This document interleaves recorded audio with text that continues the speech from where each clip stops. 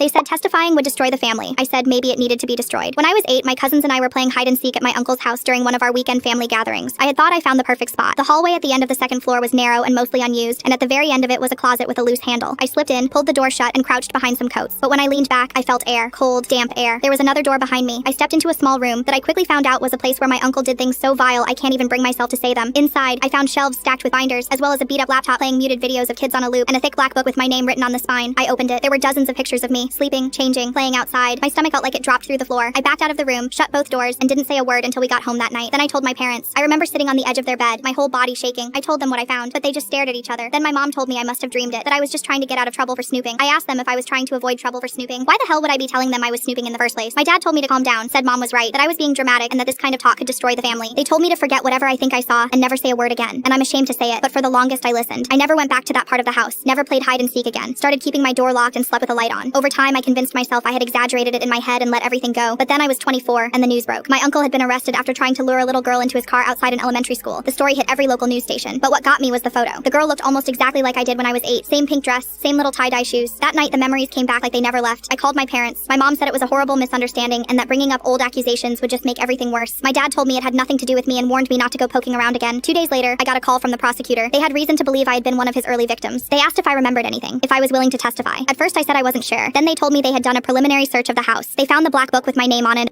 It had been in my uncle's bedroom drawer. They said it looked worn, like someone had been flipping through it for years, but they couldn't find anything else. No other books or evidence of other kids. For a while, I felt paralyzed. That's when I remembered the hallway, the way the door opened in the back, so I told them exactly where to look. The hallway at the end of the second floor. A week later, they called me again. They found it. The room, with dozens of books all labeled with different names. Some matched missing children reports going back 20 years. A few of the bodies had never been found, until now. He had kept maps, burial notes, video logs. I told my parents everything, but they didn't even respond. No one in my family was talking about it. I felt disgusted. I made my way over to their house, wanting to speak to them, but they weren't home. I let myself in using my spare key, and that's when I saw it. His study door was open. I was never allowed in there. I don't know what made me look, but I did. And inside his bottom drawer was a binder, and there was a photo clipped to the first page that made my blood freeze. It was a 9-year-old girl playing on the swings, laughing at something far away. That's when I realized it wasn't just my uncle. My dad was involved too. Full story linked below.